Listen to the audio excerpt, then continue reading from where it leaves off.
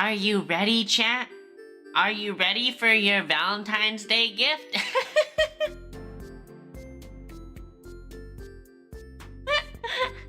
Surprise!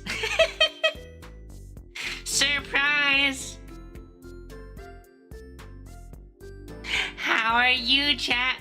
Happy Valentine's Day. Happy Singles Awareness Day. I mean, I don't even know why I celebrate Valentine's Day anymore. I should just celebrate Black Day every year. Just accept celebrating Black Day every year.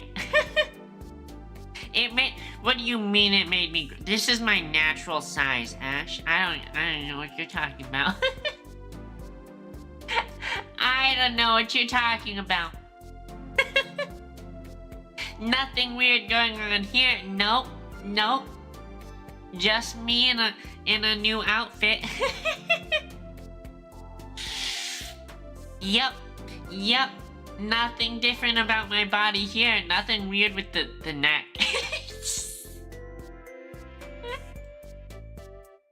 I hope everyone's doing well. I hope everyone's had a great Valentine's Day so far. Although maybe y'all are in the same boat as me. Maybe y'all are more like some Black Day enjoyer. I only learned about Black Day like a week or two ago, where I saw some short with Hollow Advent talking about it. But apparently, I don't know what you're talking about, Ash. I don't know what this is clearly my natural body. Yep, that's why the skin tone's perfectly matched. Apparently, in South Korea, they celebrate what's called, some people like us celebrate what's called Black Day, right? So if you live in, probably any Western culture, you probably know about Valentine's Day. Valentine's Day is like a cute couple's day, and specifically in Japan, it's very oriented with girls giving chocolate to boys. I didn't make you guys any chocolates. You guys know why. It's because you're stinky. So you don't get chocolates. But for when boys are supposed to give girls chocolates, that's on what's called White Day. And that's, instead of February 14th, White Day is March 14th. So there's like the two directions, is girls giving to boys and then boys giving to girls. But I hear, as of recently from Hollow Advent educating me, South Korea has Black Day, which is March 14th. And that's a day for all the single people like us. So if you didn't get chocolate, you get to celebrate, still something, even though you're not with someone. You still get a day of celebration and to be happy. I think they have some tradition of eating a certain type of newt, but it's all the single people go out and hang out together. You're sending me chocolate. What? Huh? Thank you. Arigato. It's not like I like you or anything, baka. It's not like I like you or anything, baka. But yeah, only this year, only recently, like last week, like I said, did I hear about Black Day. But now I feel like I've been missing out, because we should have been celebrating Black Day every year. We should have been celebrating Black Day every year. Do you guys ever get the, sore cheeks from smiling? I've been live literally, less than 15 minutes, and I'm already so smiley that my cheeks are all sore. So smiley, I don't know. I'm I'm gonna wake up tomorrow and I'm gonna need to like massage my face from sore cheek muscles. And no, I don't mean like the sore cheeks that your mom gets. That's not what I'm talking about. I'm not talking about those cheeks. You can help. I bet. I'm looking forward to that massage. But yeah, do you guys like the outfit? Maybe the veil was too much. Maybe the veil was too much.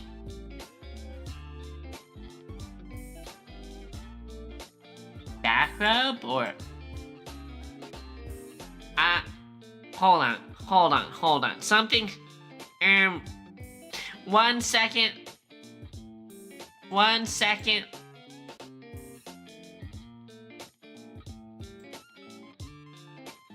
Gotta reattach my body.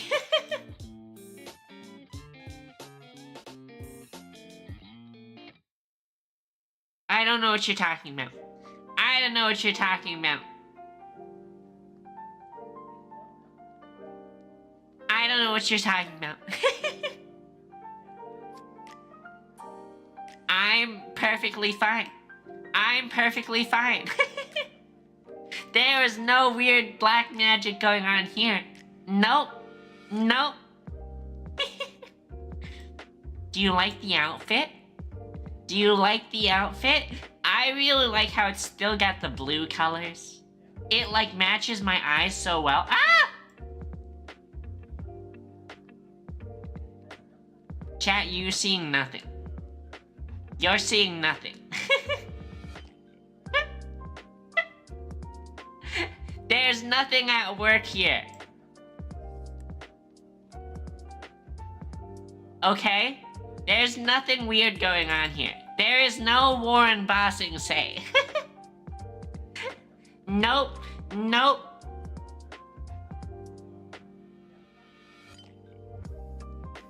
You're seeing booba? I mean... Yeah. Yeah. Maybe just a little. Maybe just a little. Hey, my eyes are up here. My eyes are up here.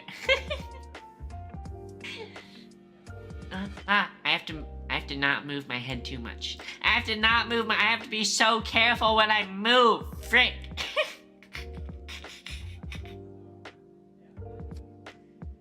But yeah, what else happened this week?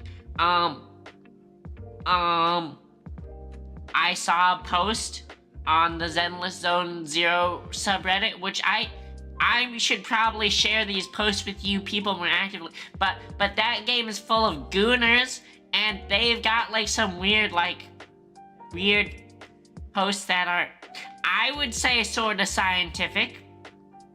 But that one was about, would it be possible to survive purely from only your intake being Evelyn's sweat? Only intaking sweat from Evelyn's armpit? They're crazy! They're crazy! You watched Revolutionary Girl Utena and its peak? I don't think I've heard of it. What's it about? I mean, obviously it's about some revolutionary girl, right? I feel like I've been struggling with anime, which is only exacerbated by the fact that I keep seeing more and more anime show up on my YouTube shorts. A badass girl with a harem of girls? Is she looking to add some members?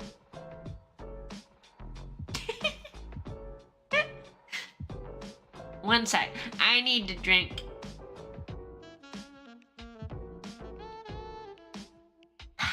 I need to drink to abolish some of the thirst. Yup, thirsty, dehydrated. Thank you for throwing things at me, Ash. But yeah, there was that. There's all the... Thank you for the nuts, too. Thank you for the nuts. What was that? The nuts distracted me. I feel like a squirrel. I feel or a dog, and I was in the middle of playing with my toy, and then squirrel. Squirrel. Don't they always distract you? The nuts always distract your mom. The nuts always distract your mom. Bet you didn't see that one come. Everyone sees that one coming at this point. Just like your mom sees them coming. She always takes them head on. Oh, have to make sure not to move too much. Have to make sure not to move too much. She comes running. Hi, cat goes mute. Hi, cat goes mute. How am I? I'm doing good. How are you? How's your Valentine's Day? Happy Valentine's Day. Do you like... I couldn't make any chocolate for anyone, so instead maybe my Valentine's gift is this. Do you like it? Do you like my outfit?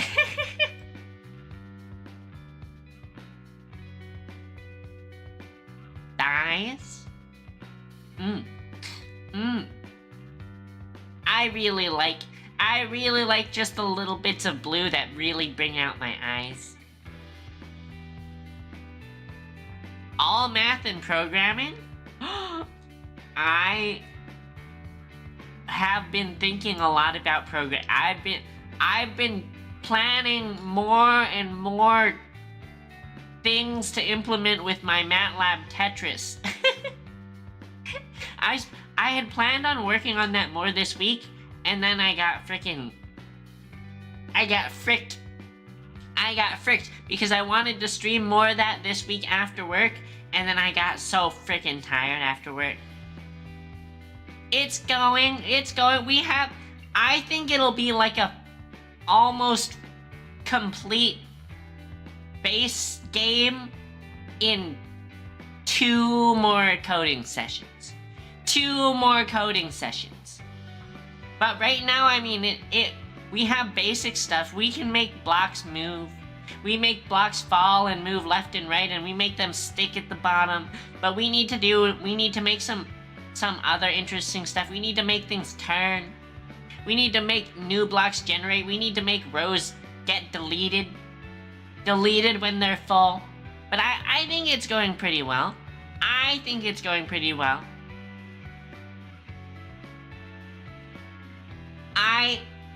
don't know. I really wanted to work on it more this week, but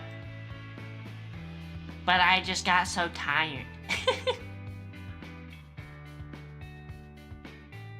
This isn't TOS, right?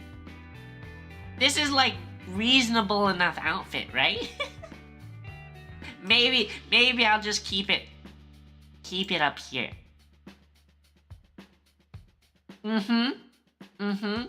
Totally. Sorry, I'm drinking more Wawa.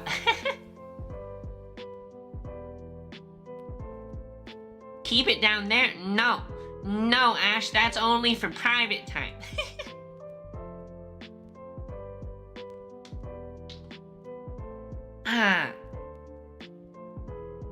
Why are we screaming?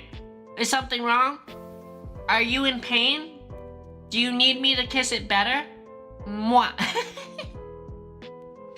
Mwah. But what we were talking about before you got here, Cat Goes Mew, is frickin'... Oh, do you know what Black Day is?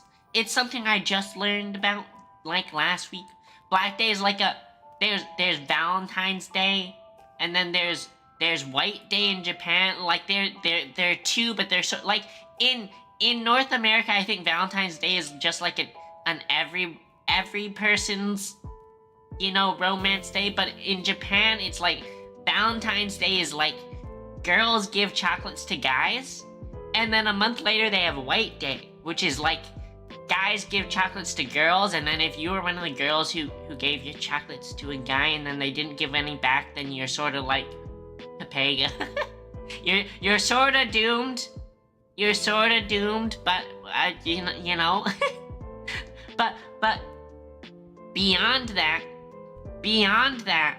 in South Korea, they have what's called Black Day. So they have Valentine's Day, and then White Day, and then Black Day. And Black Day is for single people. So I guess if you gave your chocolates to a boy and then he didn't give them back to you on White Day, you would probably still celebrate Black Day. You need that date? Tell me about it. I'm unhappy I only learned about it this year, because I feel like I should have been celebrating White Day this whole time. I should have been celebrating, I should have been celebrating Black Day this whole time. All definitely 22 years of my life. Yep, definitely not 27. But every year of my life, I should have been celebrating Black Day. It was never my time. Valentine's Day was never my time. And you know, if Valentine's Day wasn't my time, you know, White Day wasn't very lucky for me either. There were no boys bringing me chocolates on White Day. But that's not, I mean, I guess that's to be expected in the States, right?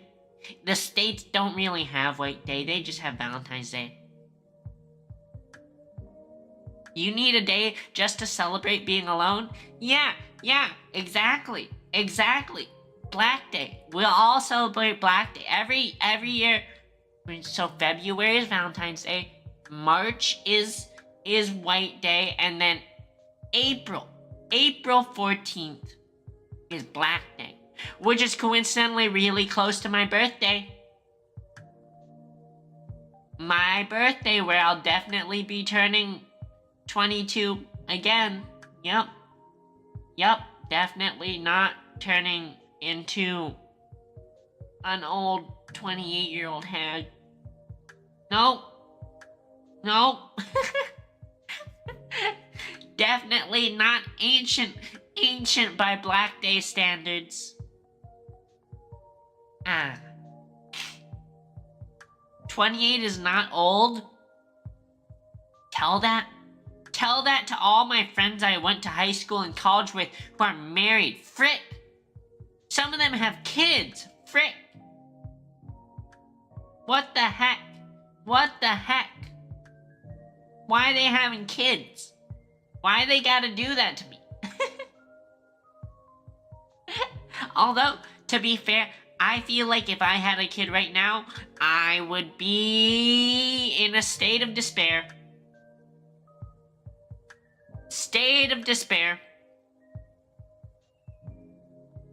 Not good. Not ideal.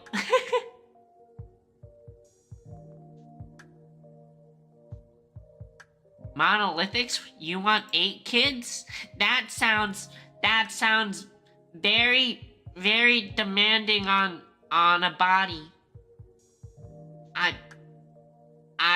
I think my body would be like completely destroyed. 8's a lot. Could be more. I don't even think of how expensive that is. Think of how do you even give all your kids the attention they deserve if you have frickin' 8 of them? Never said birth?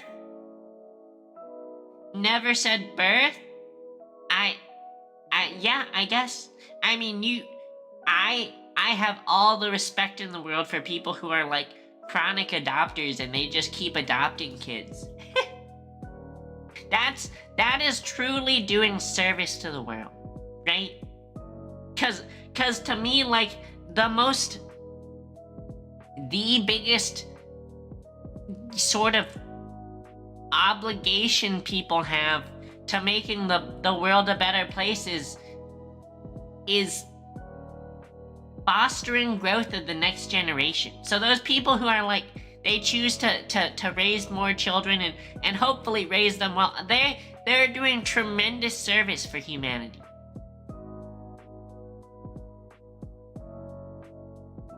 Of course not, you're still young.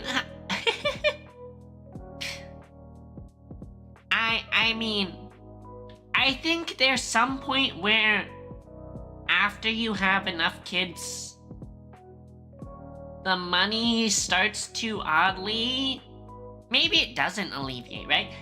Cause you always have to feed more people. But I was thinking, like, I'm pretty sure, like, there's a point where, like, you accrue so many tax breaks and your kids are giving each other hand-me-downs and your kids are babysitting each other that, like, it starts to become less painful. And your older kids have jobs, so they're like bringing in income. But I don't know. Having kids sounds terribly, terribly expensive. Terribly expensive. Families of 4 need to make $200K to be comfortable now in the US. I mean, I think that really depends where you live. Like, I know there are not families of 4, but there are people, single people in, like, Arkansas who live comfortably with just welfare. And I think that's like $600 a month or something like that, right? They are getting like nice solid apartments that the rent is like $300 and living like kings. But the trade-off is, you know, you're living in Arkansas. I mean, the US is really messed up in that it's like, it's really, the economies are so different just depending on where you live. And they're it's sort of like, they're sort of shared because, you know, everyone pays the same when they're buying an iPhone, right? But cost of living here in California is not the same as cost of living in Virginia. Nope. So, you know, it is what it is, I think.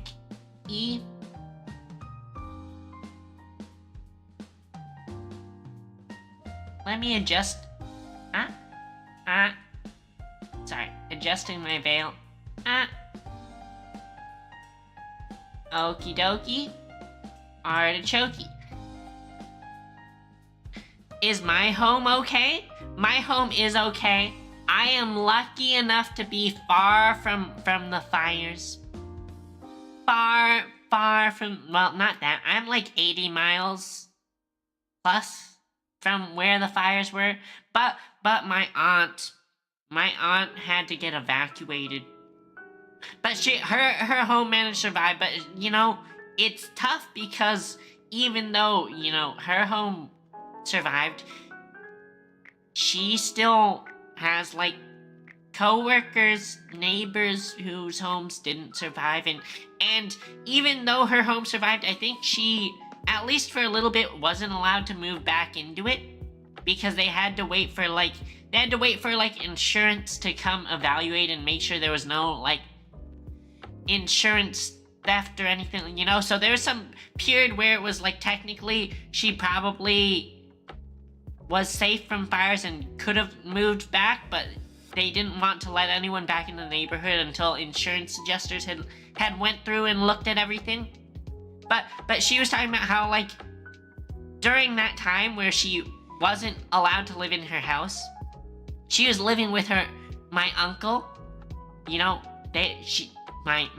her brother, right? She stayed temporarily with her brother, and of course it's uncomfortable living, you know, not in your own home, but she didn't want to say anything at work, right? Because if she said something, she's like, oh man, it really sucks that I can't go home. She might accidentally say something to one of her coworkers who, like, actually had their home burned down, you know? So you gotta be careful. You're lucky enough to be from the Northeast? You don't have stuff up there. I mean, where do you define as the Northeast, right? I am honest. I'm gonna be honest. I think geography terms for the U.S. are sort of bullshit because, like, I think they are just really not accurately labeled. Like, if you say the Midwest, right? Doesn't the Midwest, like, include, like, freaking Wisconsin and shit? Michigan? How is Michigan? Like, I'm looking, hold on. I'll freaking, boom. Midwestern United States includes like these states, Michigan, you know, Illinois, these are on the east side of the country. Look at this. Look at the map.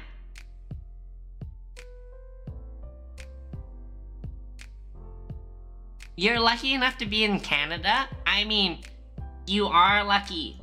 You are lucky. Things are shitty here. And I hope you don't have... Guys, for if Canada were to become the 51st state, do you know how, like, fucked up that would be for Puerto Rico? like, literally Puerto Rico, like, am I a joke to you? But look at this.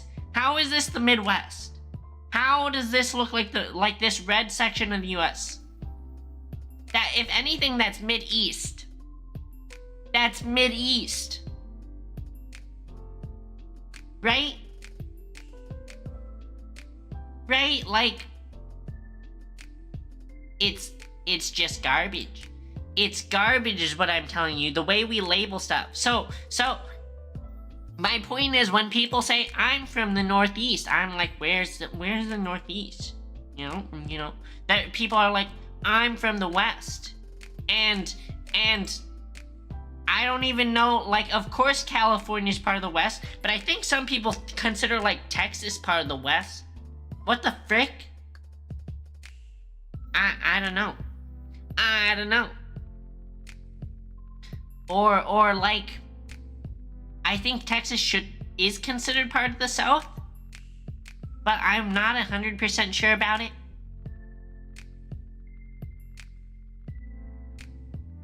Pay no attention to the weird things happening where my neck meets my body.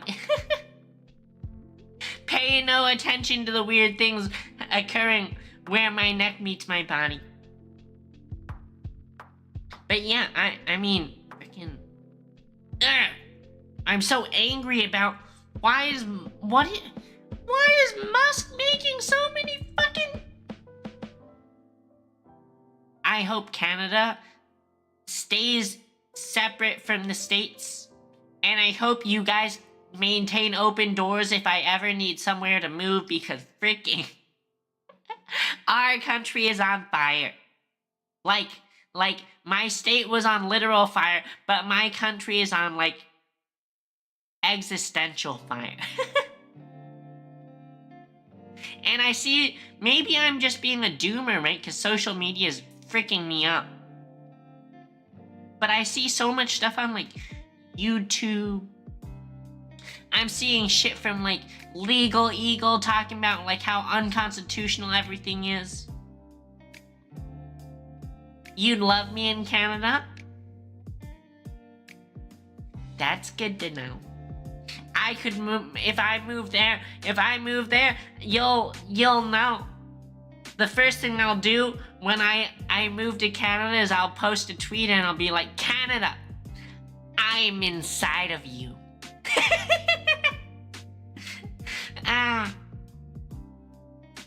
There's plenty of VTubers up there, right? Just like there are, I guess VTubers are everywhere. But I know, like Girl DM's up there, Joel's up there, Crony I think is up there. There's a lot of There's a lot of Canadian VTubers, eh? Do you guys really talk like that, eh? What's that all about? I don't know what part of me wanted to think that cost of living was cheaper up there too. But I don't know for a fact. I just feel like everything's expensive where I am. And I know part of it is that in the States it's like the cost of living is expensive because people make a lot of money in the States relatively. So I would think that because of that it's likely for the States to have higher cost of living, but you say A sometimes, it's like British in it, or Deska? Is it It is Deska, right? I don't know what that means. But I get like in it. Gay girls in it. I mean, I guess there's like American slang, right? What's American slang? Japanese, it indicates that a sentence is a question. Okay, so if it makes it a question, right? Does that mean... Wait, so do you say A... When you say, like, A, that makes it a question? I'm a Canadian, eh? Am I Canadian? I don't know.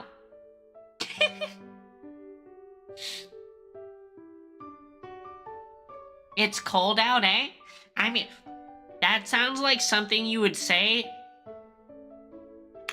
Okay, that sounds like something if someone said that to me, I would immediately look down and make sure that they couldn't, like, see my nipples poking out or anything like that.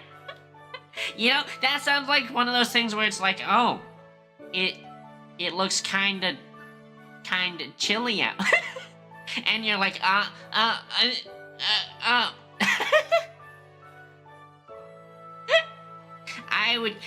would cover up immediately and be like, what do you mean?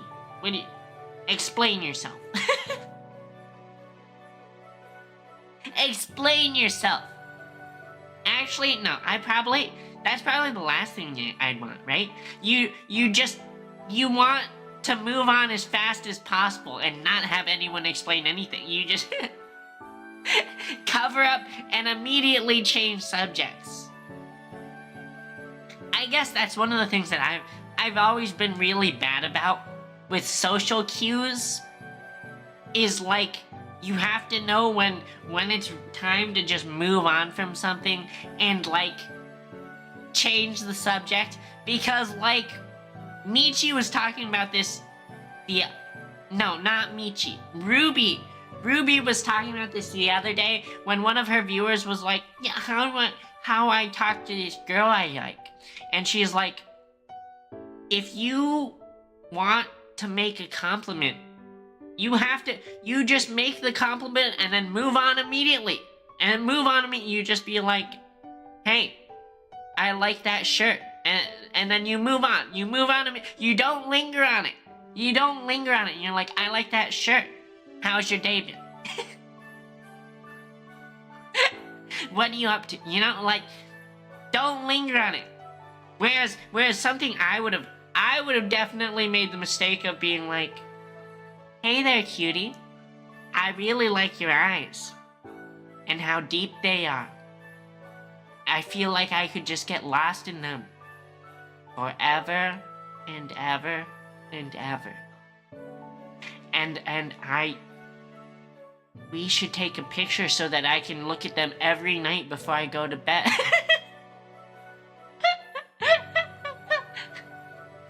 That's the mistake I would make. I would linger.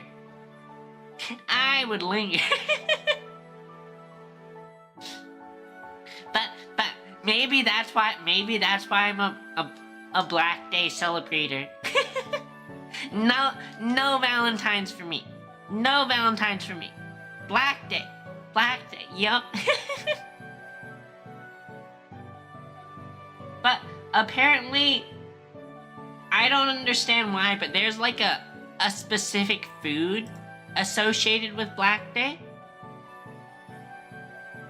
It's... Hold on, I have to look this up. People who did not receive gifts on either of Valentine's Day or White Day gather together to eat jjajangmyeon, a Korean Chinese noodle dish topped with a thick sauce made of chunjang, diced pork, and vegetables. Hold on, I should share this.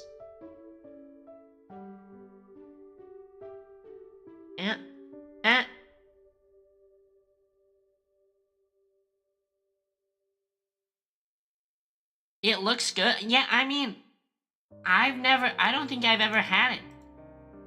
But that, like, the really thick sauce looks like very rich and very tasty. So yeah, now you know, April 14th, let's all go out and eat this stuff. Let's all go out for Korean April 14th. I don't know if I've ever seen a place that seems like it'd serve this, especially in the States. If people would celebrate Black Day, but I want to try maybe in April I'll fly to South Korea. Fly to South Korea. Yep. Or maybe I'll just get Korean barbecue. Frick, I feel like I need to find people to go to Korean barbecue with, though. I feel like Korean barbecue as a single person, alone, like it's one thing to go and get dinner alone, but whoa, I think you're like drastically over expecting from my cooking skills if you think I can make anything good on my own. I'm like limited to like things that you put in the microwave and things that you add boiling water to. One time I was boiling water and I almost burned the house down. But we don't talk about that. Nope. It was just a small fire alarm that, you know, got set off and was blasting really loud for everyone in the apartment complex. Cooking is just synthetic biochemistry. You can follow protocol. Do I look like a rule follower? I'm a disruptor. That's the word they use, right? Disruptor. I break all the rules.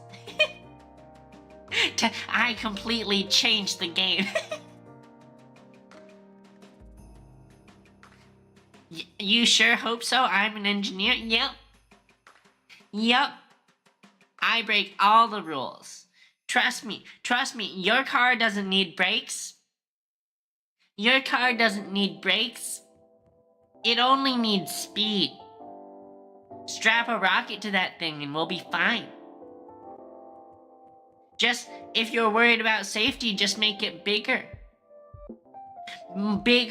Sturdier. That way, you know, no impact will be like that big of a deal. You know, did you see that thing? There was a study recently. I don't even know if it was that recent, where like, you know how big cars are supposed to be safer, right? Because, you know, you've got more protection. There was a like super study that studied all the big data statistics, and it found that big cars are actually dangerous. As in like if you're driving the big car, you are more likely to survive, but the person you get into an accident with is more likely to die. And so there's obviously that balance of like, they're more likely to die, but you're more likely to survive. The question is like, does one outweigh the other? And the study found that big cars' damage outweighs the benefits. The damage outweighs the benefits. They kill more people than they save. So if you had like a little knob that you could turn and it would adjust all of society, and turning it would increase the amount of big cars or decrease the amount of big cars. If you cranked it up so that more people had big cars, more people would die. More people would die, chat.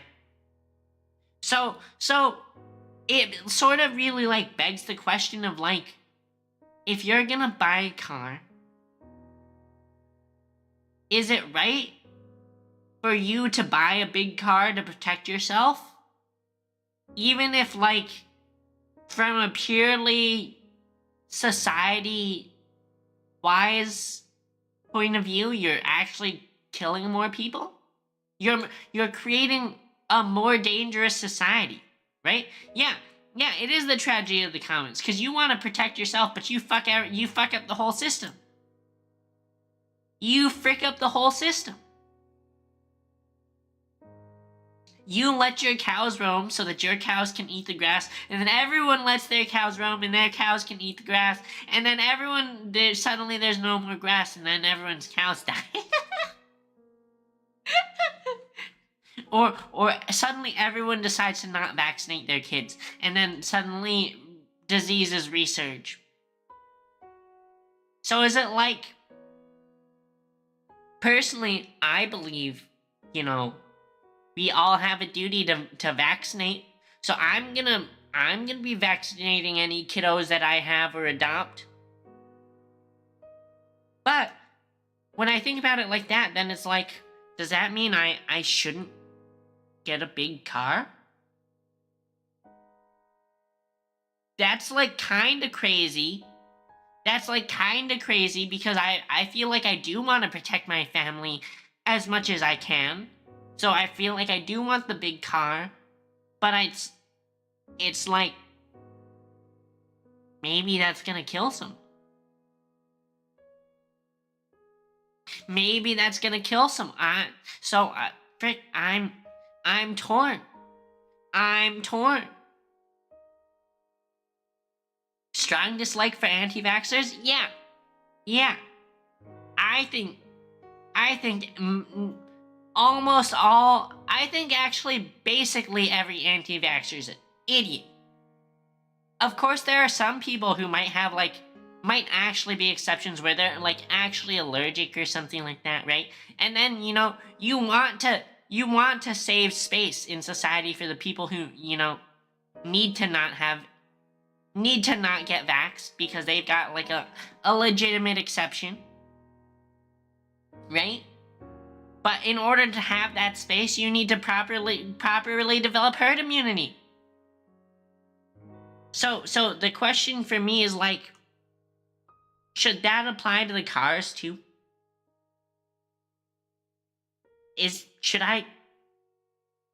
Do we have a moral obligation to choose the small cars, even though that's gonna put us in danger? More danger? I don't know. The vaccines are a really easy choice to me, because it's like the thing that protects you, or should protect you, protects everyone. But with the cars, it's like the opposite. And I don't know. I feel like if I were in a big position of power, and I was like the president, and I could, create laws, create rules, I think I would probably start like making rules to encourage people to drive the small cars. But this is the States, and that's not going to happen. And I have to think, well, this is the States. People like things bigger, faster, stronger. They like their big cars. All those freaking rich people driving their like big mega trucks, their Escalades and other giant crusher SUVs. That means if I if I get a small car and one of those people hits me, I'm toast. I'm toast. You would totally vote for me if you were in the US? Good. Good. You should have voted for me. Next first lady. Wait, next president. First female president. You know, I feel like it's really bad because I think a lot of people think that with Hillary Clinton having lost and then Kamala Harris losing, I think people are starting to be like, we can't run women. If we run women, they'll lose. And that maybe that's true, but like, if you get into that mindset, we're gonna be fricked because we'll never be able to run a woman. So I'm worried. I'm worried about the state of things. Frick, sorry, this is so political. Even though it's supposed to be Valentine's Day, we're supposed to be here hanging out, chilling, and enjoying Valentine's Day.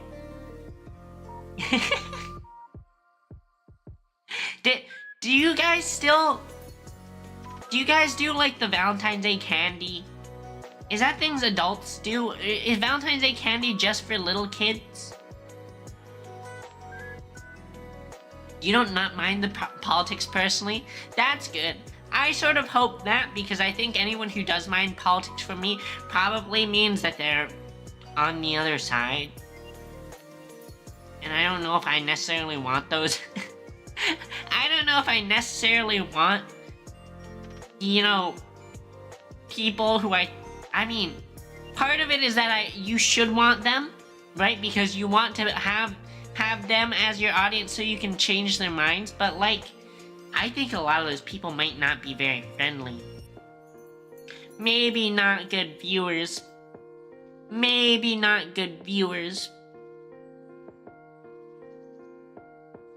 I feel so silly talking about all this silly stuff while wearing this wedding dress outfit. Teehee. Teehee. Oh, you didn't see anything. You saw nothing.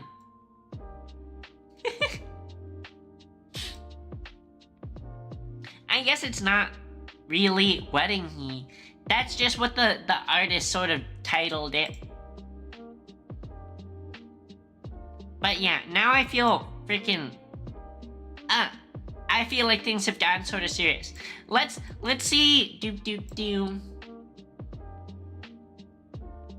want to do something a little more chill for a little bit, because I feel like we should be trying to have fun. Maybe we can do some reacts. Veritasium stuff?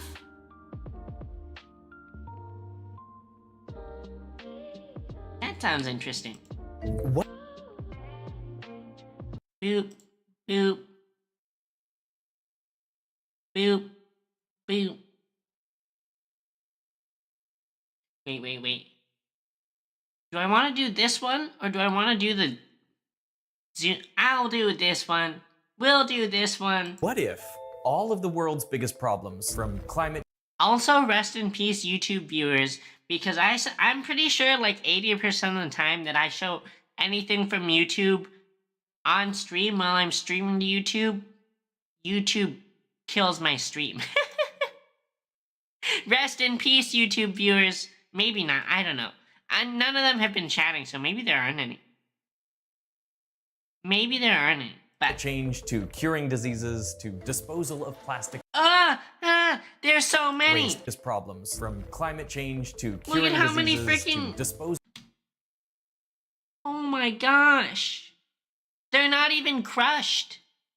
Chat, they're just... These are like full-size bottles that haven't been... So they're like... 90% air. Oh god. Oh god, it looks so bad. Oh, we do have YouTube viewers. Okay. Hi. Hi. Sorry to make it sound like you weren't there. You want to swim it? Wait. I mean, low-key, you probably could swim in them, right? Like, it's like basically the same as the big plastic ball pit, right? At McDonald's or wherever. The big old ball pits. Your mother's very familiar with the ball pits. Disposal of plastic waste. What if they all had the same solution? A solution so tiny it would be invisible. I'm inclined to believe this is possible thanks to a recent breakthrough. Also, invisible. Chat, I'm inclined. I don't know if any of you guys have beards. Are these beard like, I feel like if I had a beard like this, I would spend all day scruffing it. You know, just sort of, you know, giving it the rub and scritches. It looks like really it would be like petting a dog, but like I'd be petting my own face all day. You do, but only out of sheer laziness? I see. Do you give yourself the scritches? Like, I feel like that's what I'd be doing all day if I had if I could have facial hair. To believe this is possible Sometimes thanks to a recent breakthrough that solved one of the biggest problems of the last century: how to determine the structure of a protein. Wait, I think I read something about this on Reddit where they were talking about this thing could predict like exactly which formation that the molecule would have, like 80% of the time or something, like pretty well. And then they checked it by like assembling a protein and it matched the model. AlphaFold, is that what it's called? That sounds right.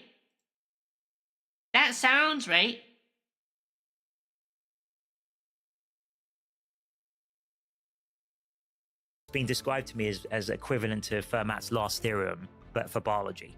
Over 6 decades, tens of thousands of. Do any of you know what Fermat's last theorem is? I don't. Biologists painstakingly worked out the structure of 150,000 proteins.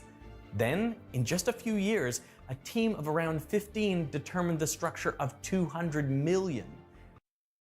Wait. So they already had like 150,000, and they just used that to train the AI, I guess?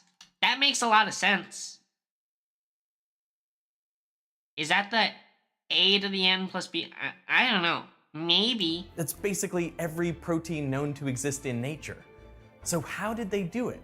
And why does this have the potential to solve problems way outside the realm of biology? I didn't know that was something that happened. Sorry, I didn't know that, like, if you hold your mouse button down, it, like, 15 determined the structure of 200 million. That's basically every protein known to exist in nature. So how did they do it?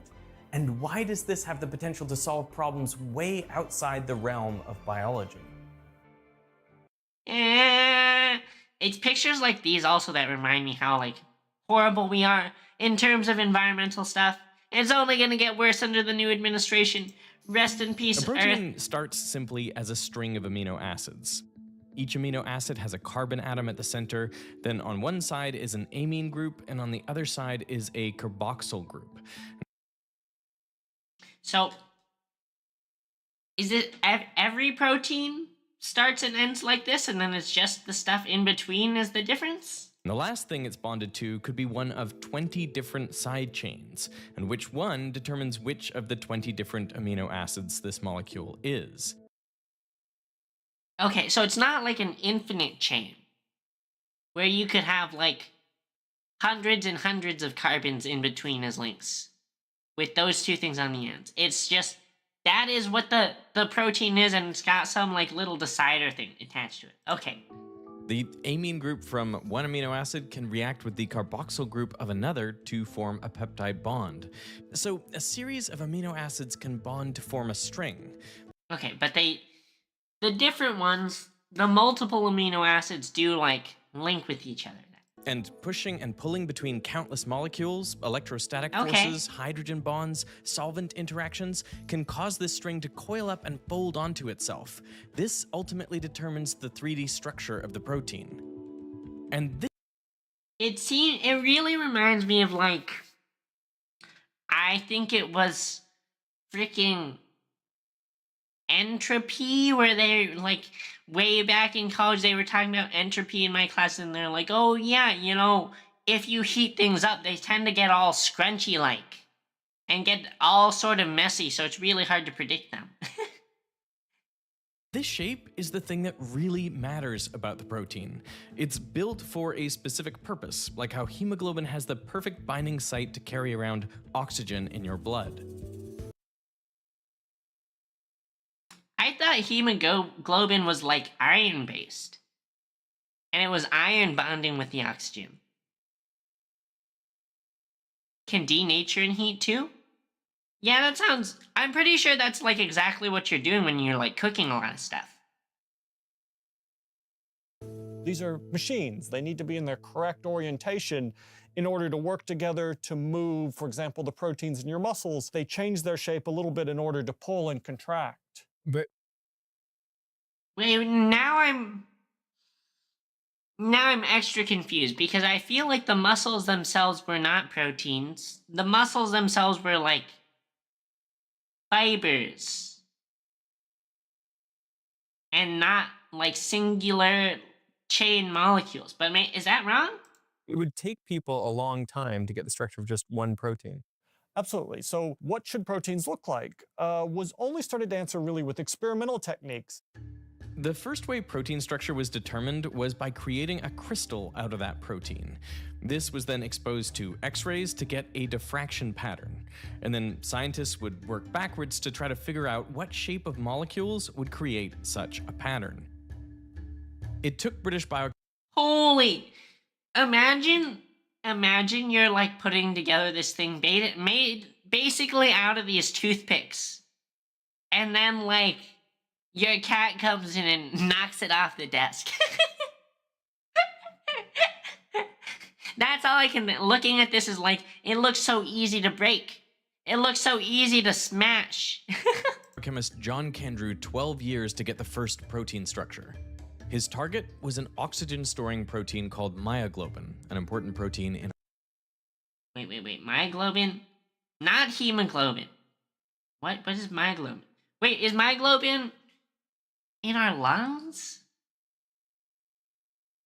Biologists are next level when it comes to 3D models. I mean, I feel like that's just... Chemists in general are kind of crazy. in our hearts.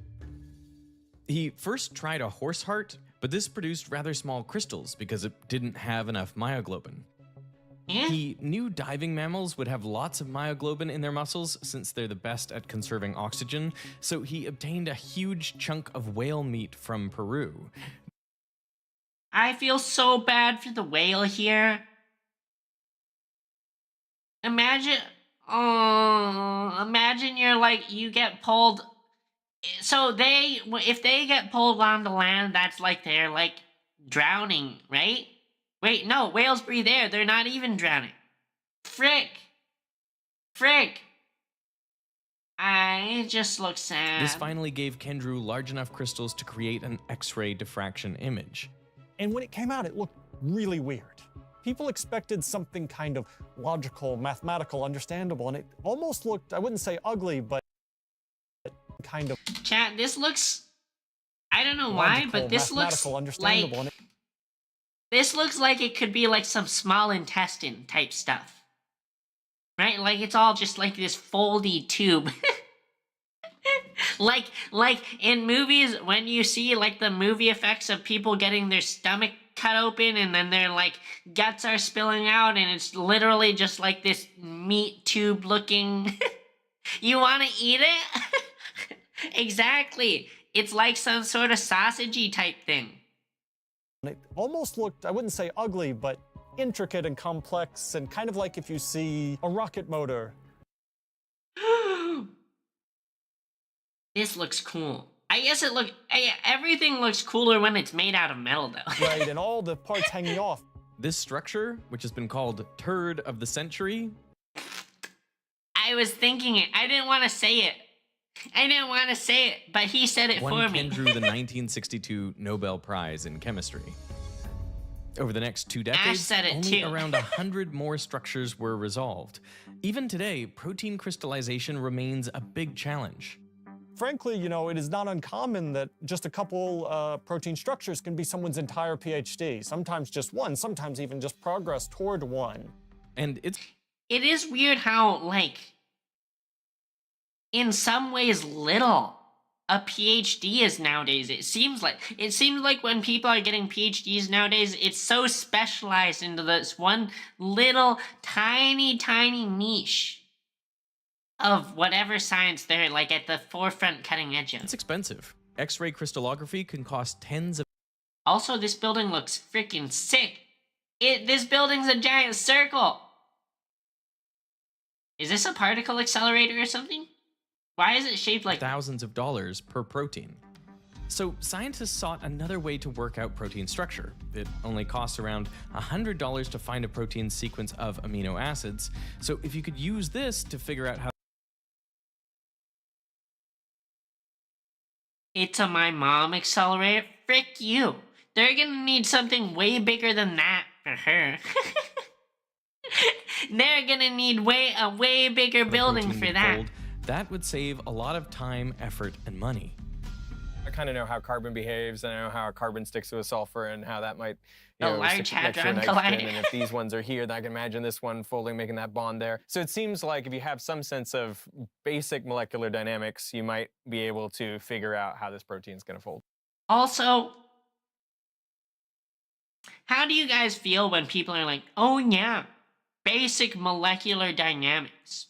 You know, elementary stuff. I'm like, yes, that very basic. I definitely know what you're talking about. One of the few What do you mean true he's hot now? Dynamic. Huh? Who are you talking about?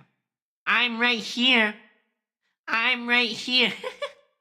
You might be able to figure out how this It's protein is fair. going to fold. One The of beard few is true nice. predictions in biology was actually Linus Pauling looking at just the geometry of the building blocks of proteins and saying, actually, they should make helices and sheets.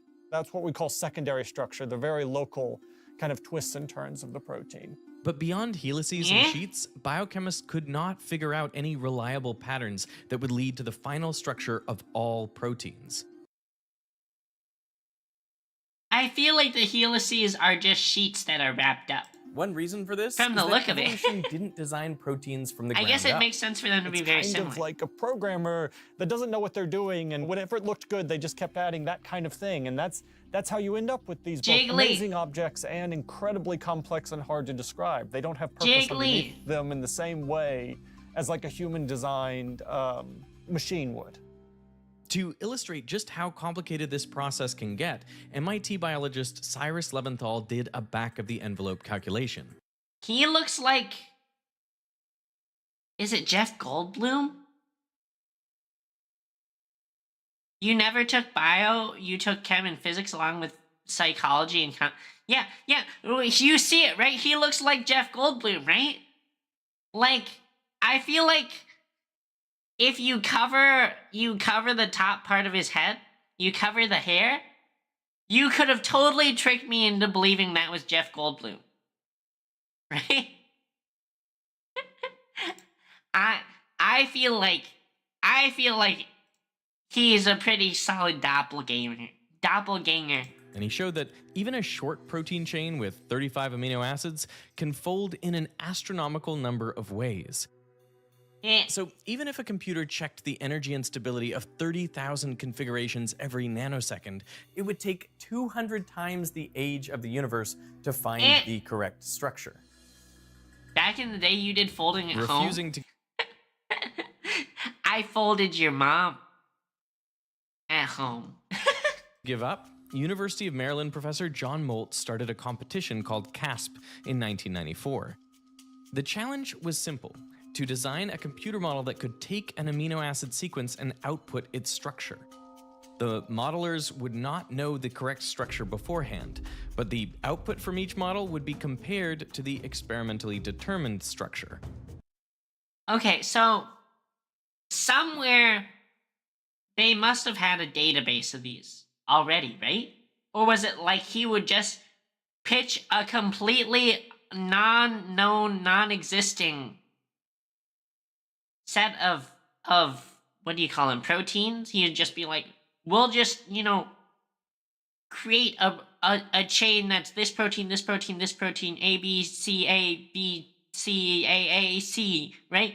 And they just didn't have a model of it yet. And the challenge was like, I hope your computer can predict this, because once you try and make your prediction, we'll make it for real. What if it had multiple outputs? A perfect match would get a score of 100, but anything over 90 was considered close enough that the structure was solved. Folding at Test home was the OG competitors gathered in an Bitcoin. old wooden chapel-turned-conference center in Monterey, California. And at any point where a prediction didn't make sense, they were encouraged to tap their feet as friendly banter. There was a lot of foot tapping. That's really cute, just a way to keep people engaged. Like, yeah, whenever you see someone who fucked up, you just tap your foot. The whole stands are like stamping their feet at like the losers. In the first year, teams could not achieve scores higher than 40. Holy shit, they've been doing this for 30 years? Yeah, 30 years. The early frontrunner was an algorithm called Rosetta, created by University of Washington biologist David Baker.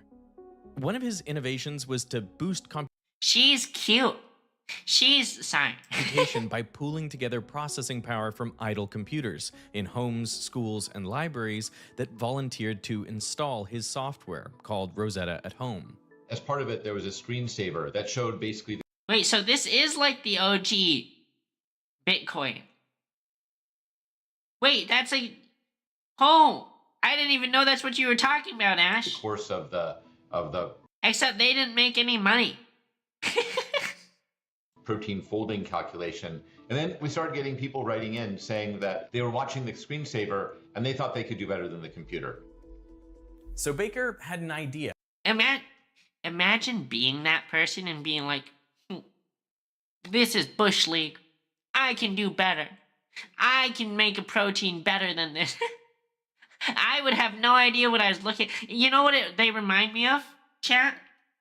Yeah, They remind me of... Do you remember the screensavers of the pipes?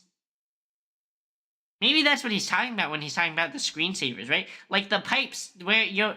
Like on your old Windows, 2000 computer had the pipe screensaver where it was like black background and then colored pipes would just fly all over the place. And they thought they could do better than the computer.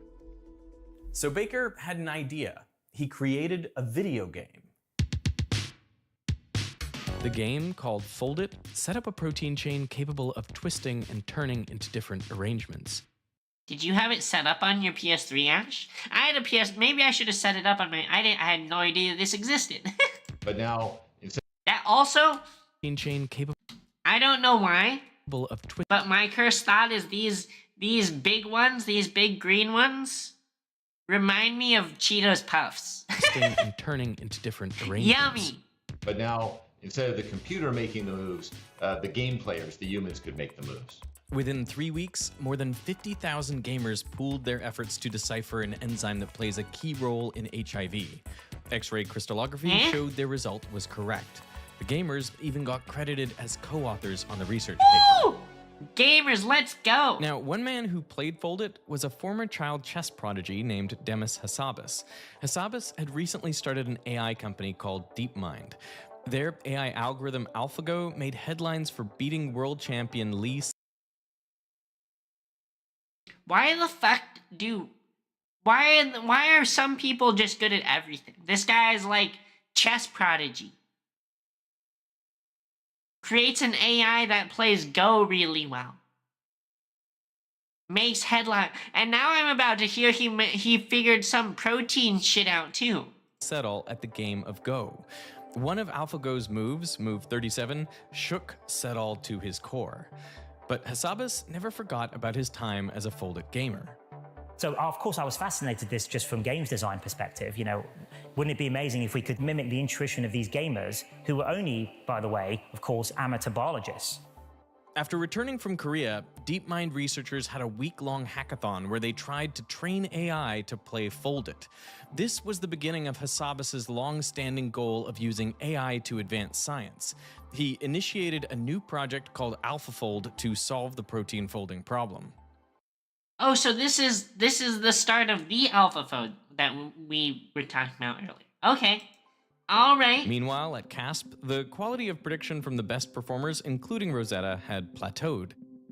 In fact, the performance went downhill after CASP 8. So how does the performance go? Like, if CASP 8 was the best, shouldn't they have just kept using CASP 8? Shouldn't they, like... I mean, I don't know. I don't understand how, like... I don't understand how it would get worse, because then you would just, like, not use the worst one, right? The predictions weren't good enough, even with faster computers and a growing number of structures in the protein databank to train on. DeepMind hoped to change this with AlphaFold. Its first iteration, AlphaFold 1, was a standard off-the-shelf deep neural network like the ones used for computer vision at that time.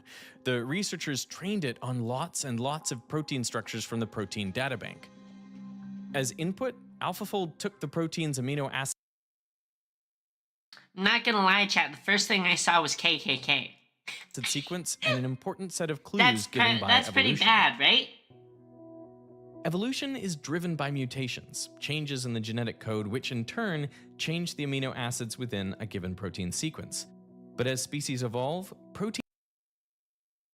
Wait, what is this? Why does it remind me of a brain?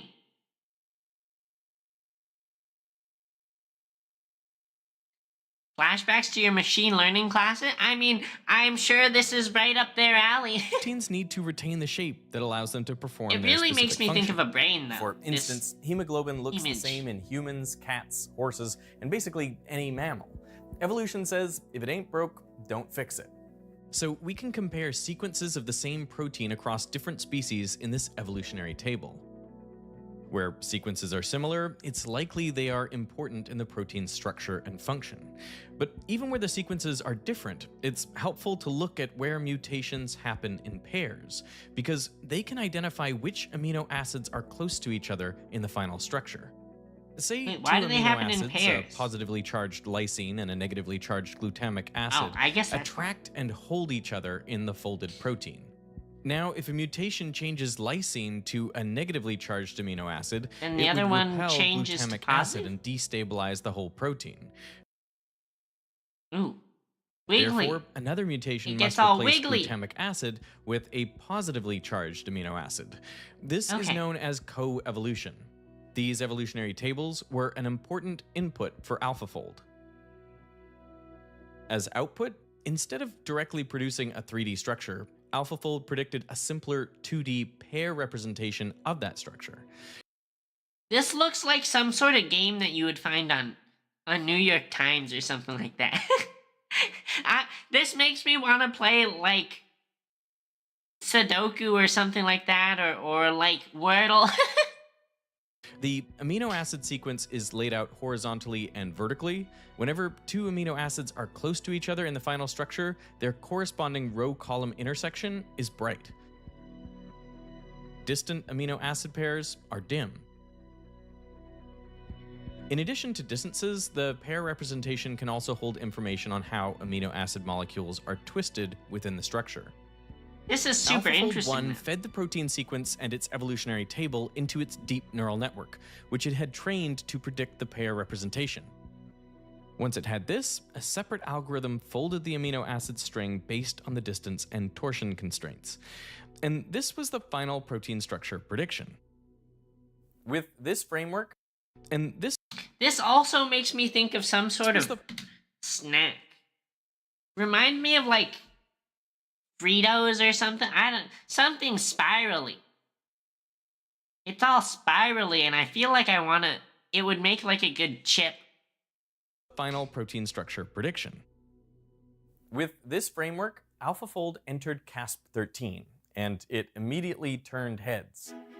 It was Remind the you of clear winner Twizzlers? after many additions. Twizzlers sounds so good. But it wasn't perfect. Its score of 70 was not enough to clear the CASP threshold of 90. DeepMind God, now I needed to want get back to candy. the drawing board to get better Now I results. want candy. So Hassabis recruited John Jumper to lead AlphaFold. Tomorrow we get the Valentine's Day sale candy.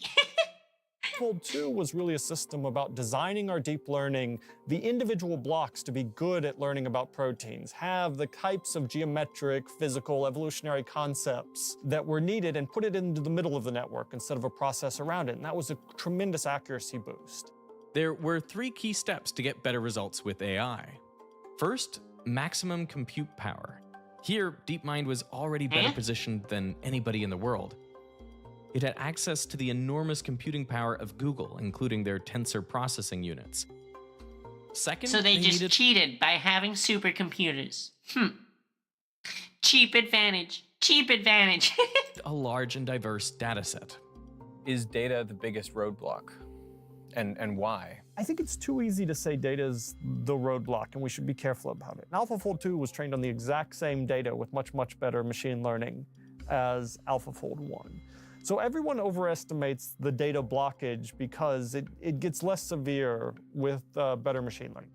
And that was the Cheated by having a multi-billion-dollar company help you? Yeah. It's Elon Musk all over again. third key Or maybe it's Trump all over again. Anyway. element. Better AI algorithms. Now, AI is not just good at protein folding. It can do all kinds of tasks that no one likes, from writing emails to answering phone calls. Something I hate is building and maintaining a website. It's so much work. Frick you! Is he about to give an ad? From optimizing the website for different platform information to looking to make writing for No. video, No. and now back to protein No. folding. No ad. As the AlphaFold 2 No team ad. searched for better algorithms, they turned to the transformer, that's the T in ChatGPT, and it relies on a concept called attention. So the T in ChatGPT stands for transformer? Like Optimus Prime? In the sentence, the animal didn't cross the street because it was too tired. Attention recognizes that it refers to animal and not street based on the word tired. Attention adds context to any kind of sequential information by breaking it down into chunks, converting these into numerical representations or embeddings, and making connections between them. In this case, the word it and animal. 3 Blue 1 Brown has a great series of videos specifically about transformers Oh my god. and attention. It's so freaking... They're dot products. I guess that would... Interesting. So they're like huge vectors of like... Who knows what each iteration of the vector means, but like... I guess that makes sense. You've got like a million different... Possibly a million different like little variables that define like how close one thing is to another. And then you just dot product them. To compound, like, how close things are. We should watch that next. This is literally what you were doing in uni? You can't escape, Ash. There's no escape from me. Large language models use attention to predict the most appropriate word to add to a sentence, but AlphaFold also has sequential information. Not sentences, but amino acid sequences. And to analyze them, the AlphaFold team built their own version of the transformer, called an evoformer. The evoformer contained 2 towers. Evoformer, by the way, does sound like another branch of Transformers, like the Dinobots. Evoformers, next evolution. Evolutionary information in the biology tower, and pair representations in the geometry tower. Gone was AlphaFold 1's deep neural network that started with one tower and predicted the other. Instead, AlphaFold 2's evoformer builds each tower separately. It starts with some initial guesses, evolutionary tables taken from known datasets as before, and the pair representations based on similar known proteins. And this time, there's a bridge connecting the two towers that conveys newly found biological and geometry clues back and forth. In the biology tower, attention applied on a column identifies amino acid sequences that have been conserved, while along a row, it finds amino acid mutations that have occurred together. What does it mean conserved? Like they're similar across different amino acids then? Or across different Whenever structures? the evoformer finds two closely linked amino acids in the evolutionary table, it means they are important to structure, and it sends this information to the geometry tower. Here, attention is applied to help calculate distances between amino acids. There's also this thing called Brain is not braining? attention Yeah, that I got feel that. introduced, which is Chat, how do you pronounce her last name? How do we... there's also this thing Tunyasuvunakul. Or Tunyasuvanakul?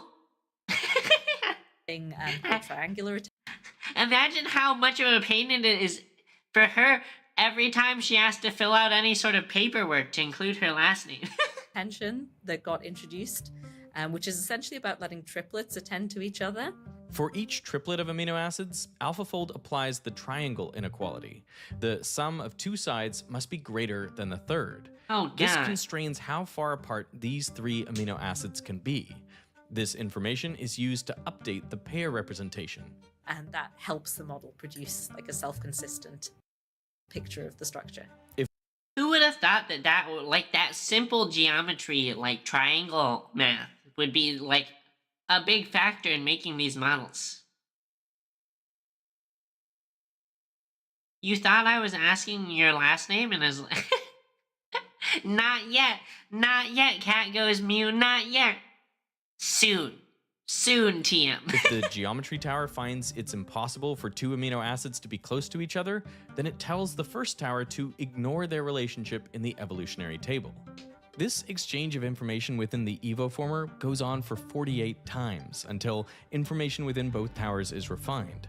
The geometrical features learnt by this network are passed on to AlphaFold 2's second main innovation, the structure module. For each amino acid, There's we so pick much to three this. special atoms in the amino acid and say that those define a frame. And what the network does is it imagines that all the amino acids start out at the origin, and it has to predict the appropriate translation and rotation to move these frames to where they sit in the real structure. So that's essentially what the structure module does. But how does it predict that? The thing that sets the structure module apart is what it doesn't do. Previously, people might have imagined that you would like to encode the fact that this is a chain, and that, certain residues should sit next to each other. We don't really explicitly tell AlphaFold that. It's more like we give it a bag of amino acids, and it's allowed to position each of them separately. Wait, so that means they could end up with a bunch of options that don't have it as a chain? And some people have thought that helps it to not get stuck in terms of where things should be placed. It doesn't have to always be thinking about the constraint of these things forming a chain. That's something that emerges naturally later. That's why live AlphaFold I just feel like it should. Then you're going to end up with it forming things that aren't chains, though, right? folding videos can show it doing some weirdly non-physical stuff. Weirdly non-physical stuff. Look at this. Look at this. It just randomly turned into spaghetti. SpaghettiOs. The structure module outputs a 3D protein, but it still isn't ready.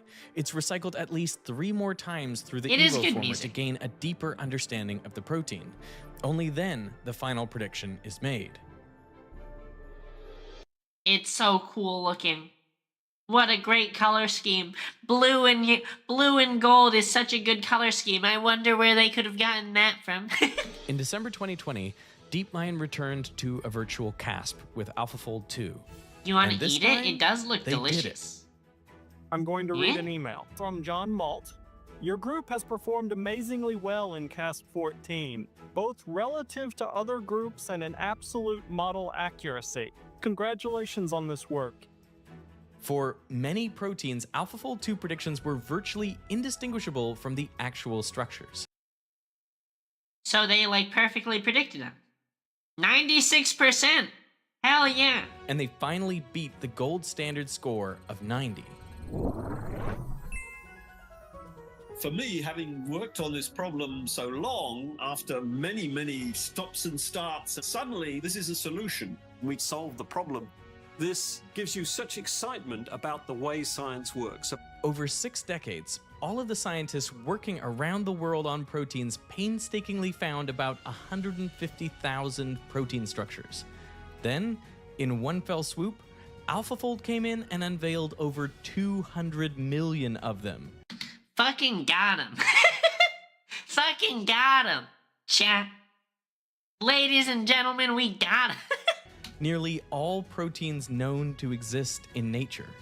In just a few months, AlphaFold advanced the work of research labs worldwide by several decades.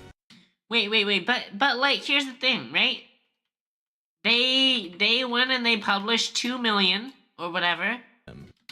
But like, certainly you can't just trust all of those. You have to like, don't you have to go and vet them? Like, certainly some of those are going to be like wrong beyond 90%, right? And if you have, the only way to vet them is to physically make the molecule. Like, how are we doing that? Nearly all proteins known to exist in nature. In just a few months, AlphaFold advanced the work of research labs worldwide by several decades. It has directly helped us develop a vaccine for malaria. It's made possible the breaking down of antibiotic resistance enzymes, which make many life-saving drugs effective again.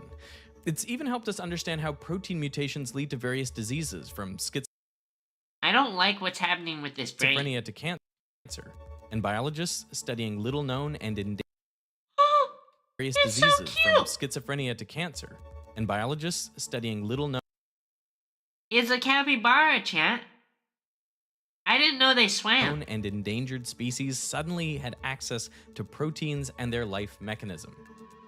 The AlphaFold 2 paper has been cited over 30,000 times. It has truly made a step function leap in our understanding of life. John Jumper and Demis Hassabis were awarded 1/2 of the 2024 Nobel Prize in Chemistry for this breakthrough.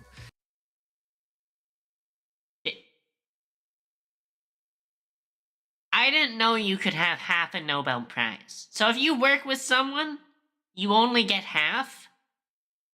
You don't both get them? Or if there are 2 people who do amazing things, they only get, each of them only gets half? Like, doesn't that sort of support, just finding your opposition and giving them the old easy little razor to the throat? The other half went to David Baker, but not for predicting structures using Rosetta. Instead, it was for designing completely new proteins from scratch. It was really hard to make brand new proteins that would do things. And so that's kind of the problem that we solved. So they invented new proteins too. To do so, he uses the same kind of generative AI that makes art in programs like DALL-E. You can say, draw a picture of a kangaroo riding on a rabbit or something, and it will do that. Okay, but what is the... I'm already seeing AI issues here of like, what's with this bow? What is this bow tied to? And so it's exactly what we did with proteins. His technique, called RF diffusion, is trained by adding random noise to a known protein structure, and then the AI has to remove this noise. Once trained in this way, the AI can be asked to produce proteins for various functions. It's given a random noise input, and the AI figures out a brand new protein that does. That's a really way to do things. Really weird way to create things. Oh, did you get auto-modded? Get freaking wrecked. Auto-mod wrecked you. Does what you asked it to do. This work has huge implications. I mean, imagine you got bitten by a venomous snake. If you're lucky, you'll have access to anti-venom, prepared by milking venom from the exact kind of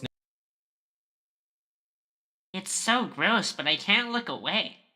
snake, which is then injected into live animals, and the antibodies from that animal are extracted and refined and then given to you as an anti-venom. The trouble Is that... I mean, I think what they're doing is good, it's right. Is that, like, inhumane for the horses, though, you think? Using them to produce anti-venom? is often people have allergic reactions to these antibodies from other organisms, but your odds of survival can be a lot better with the latest synthetic proteins designed in Baker's lab. They've created human-compatible antibodies that can neutralize lethal snake venom. This anti-venom could be manufactured in large quantities and easily transported to the places where it's needed. With these tiny molecular machines, the possibilities are endless. What are the applications you're most excited about? So I think vaccines are going to be really powerful. We have a number of proteins that are in human clinical trials for cancer, and we're working on autoimmune disease now. We're really excited about problems like capturing greenhouse gases. So we're designing enzymes that can fix methane, break down plastic. The cows. The moo-moos. They look so nice. They look so lazy. Plastic.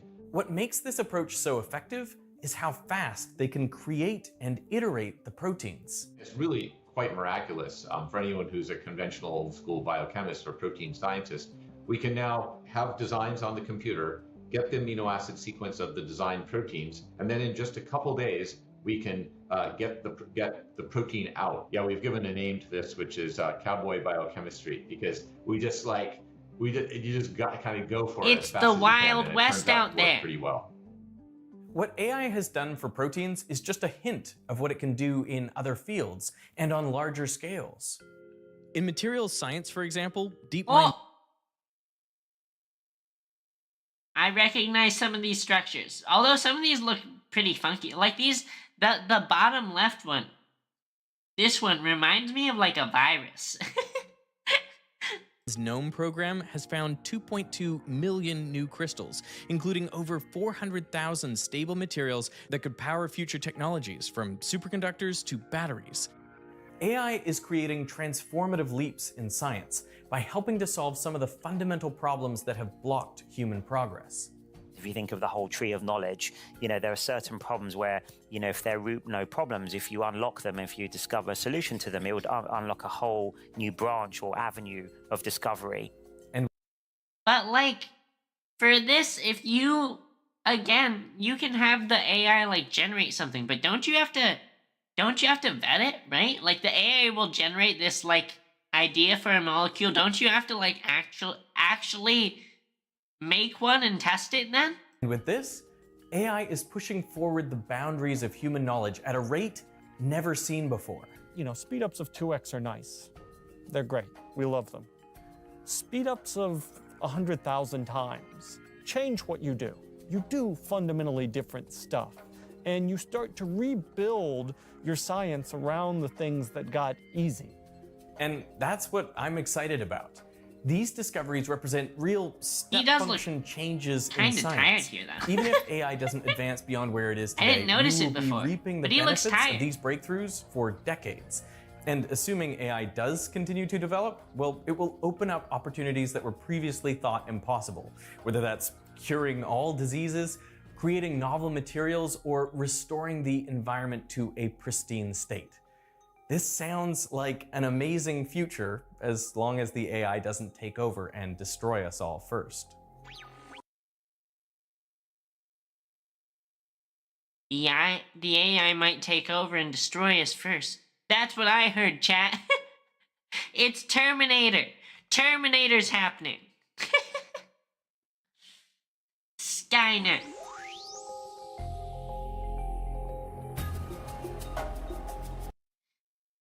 The Veritasium videos are always so well, like, edited and formatted. It's so clean. let's see. He was mentioning a 3 blue, 1 brown video.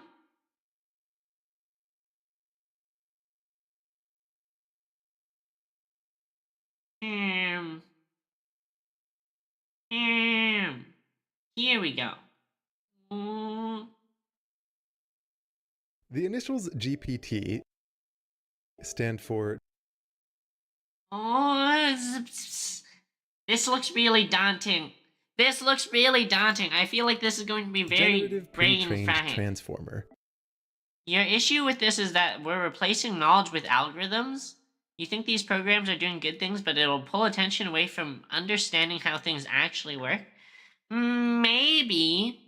But I think a lot of that is that when you end up, like, it's sort of backwards in that you find out how things work, and then you sort of reverse engineer the reasoning behind them.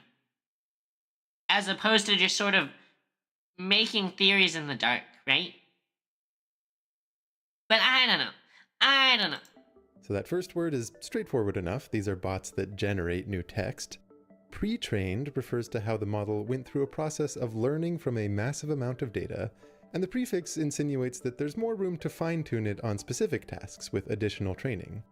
But the last word, that's the real key piece. A transformer is a specific kind of neural network, a machine learning model. Oh no. And it's the this looks, I feel like I'm gonna fry my brain watching this. Invention underlying the current boom in AI. What I want to do with this video and the following chapters is go through a visually driven explanation for what actually happens inside a transformer. We're going to follow the data that flows through it and go step by step. There are many different kinds of models that you can build using transformers. Some models take in audio and produce a transcript. This sentence comes from a model going the other way around, producing synthetic speech just from text. All those tools that took the world by storm in 2022, like... Oh, it's so cute. Is it? I don't even know what it's supposed to be, but it's so cute. It's like a squirrel panda thing with pie. 1960s photograph of a cute, fluffy blue wild pie creature. A creature whose body is shaped like the symbol pi, who is foraging in its native territory, staring back at the camera with an exotic... Interesting. It's scary how good it did. Dolly and Midjourney that take in a text description and produce an image are based on transformers. They're so cute. They're so Journey cute. that take in a it's so fuzzy. Text description. And this one too. And produce an image. It's a fluffy. This one not so much. It's got a funny looking Squidward nose. Even if I can't quite get it to understand what a pie creature is supposed to be, I'm still blown away that this kind of thing is even remotely possible. And the original transformer, introduced in 2017 by Google, was invented for the specific use case of translating text from one language into another. But the variant that you and I will focus on, which is the type that underlies tools like ChatGPT, will be a model that's trained to take in a piece of text, maybe even with some surrounding images or sound accompanying it, and produce a prediction for what comes next in the passage. Interesting. That prediction takes the form of a probability distribution over many different chunks of text that might follow. At first glance, you might think that predicting the next word feels like a very different goal from generating new text. But once you have a prediction model like this, a simple thing you could try to make it generate a longer piece of text is to give it an initial snippet to work with, have it take a random sample from the distribution it just generated, append that sample to the text, and then run the whole process again to make a new prediction based on all the new text, including what it just added. Yeah, so that makes sense. You're just like, you're like doing this recursive calling of it and just sort of adding on one bit at a time and then plugging it back in. I don't know about you, but it really doesn't feel like this should actually work. In this animation, for example, I'm running GPT-2 on my laptop and having it repeatedly predict and sample the next chunk of text to generate a story based on the seed text. And the story... Does it make sense? In order not to kill it in any other way, he has set the land up... just doesn't actually really make that much sense. But if I swap it out for API calls to GPT-3 instead, which is the same basic model, just much bigger, suddenly, almost magically, we do get a sensible story, one that even seems to infer that a pie creature would live in a land of math and computation. This process here of repeated prediction and sampling is essentially what's happening when you interact with ChatGPT or any of these other large language models, and you see them producing one word at a time. In fact, it's scary how effective this is, though. One feature that I would very much enjoy is the ability to see the underlying distribution for each new word that it chooses.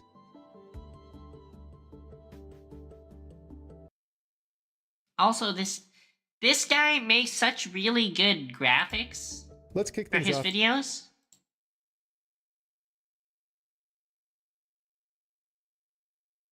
with a very high-level preview of how data flows through a transformer. We will spend much more time motivating and interpreting and expanding on the details of each step, but in broad strokes, when one of these chatbots generates a given word, here's what's going on under the hood. First, the input is broken up into a bunch of little pieces. These pieces are called tokens, and in the case of text, these tend to be words or little pieces. Why do you think Cleverest is broken like it is? I feel like Clever maybe should be one chunk and then est, but Cleverest being broken into 3 chunks seems weird to me. Do you think he made a mistake graphically, or do you think that the model actually breaks it up that way? Pieces of words or other common character combinations. If images or sound are involved, then tokens could be little patches of that image, or little chunks of that sound. Each one of these tokens is then associated with a vector, meaning some list of numbers, which is meant to somehow encode the meaning of that piece.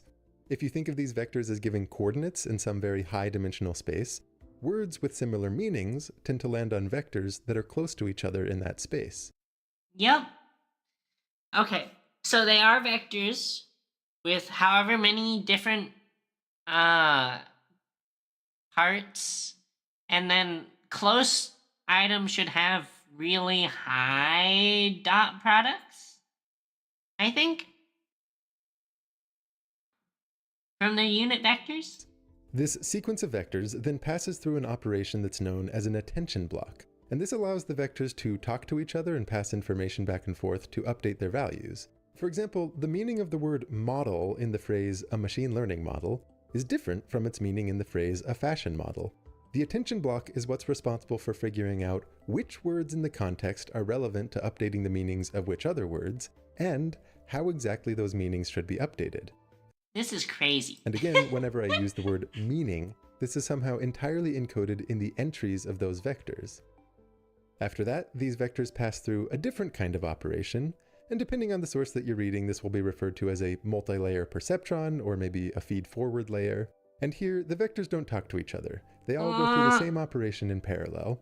And while they remind me of spider webs. this block is a little bit harder to interpret, later on we'll talk about how the step is a little bit like asking a long list of questions about each vector, and then updating them based on the answers to those questions. And I think it... Why is it perchance that you've got this really nice row of diamonds here? And not as much in others? Like, it's not even perfectly in the middle. All of the operations in both of these blocks just look an like observation. a giant It's pile like kind of of matrix weird things that catch my eye. And our primary job is going to be to understand how to read the underlying matrices. I'm glossing over some details about some normalization steps that happen in between, but this is, after all, a high-level preview. Rest in peace, guy who got... bot who got auto-modded. After that, the process essentially repeats. You go back and forth between attention blocks and multi-layer perceptron blocks, until at the very end, the hope is that all of the essential meaning of the passage has somehow been baked into the very last vector in the sequence. We then perform a certain operation on that last vector that produces a probability distribution over all possible tokens, all possible little chunks of text, that might come next. And like I said, once you have a tool that predicts what comes next given a snippet of text, you can feed it a little bit of seed text and have it repeatedly play this game of predicting what comes next, sampling from the distribution, appending it, and then repeating over and over. Some of you in the know may remember how, long before ChatGPT came into the scene, this is what early demos of GPT-3 looked like. You would have it autocomplete stories and essays based on an initial snippet. To make a tool like this into a chatbot, the easiest starting point is to have a little bit of text that establishes the setting of a user interacting with a helpful AI assistant, what you would call the system prompt, and then you would use the user's initial question or prompt as the first bit of dialogue, and then you have it start predicting what such a helpful AI assistant would say in response.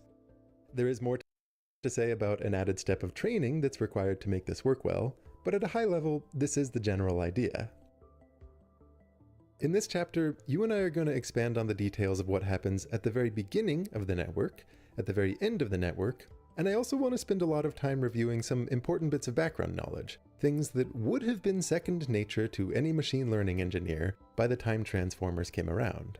If you're comfortable with that background knowledge and a little impatient, you could probably feel free to skip to the next chapter, which is going to focus on the attention blocks, generally considered the heart of the transformer. Wait, so this is the next block? Is that a separate video? Or is this all put together into one video? There's so much to this. This is already 27 minutes.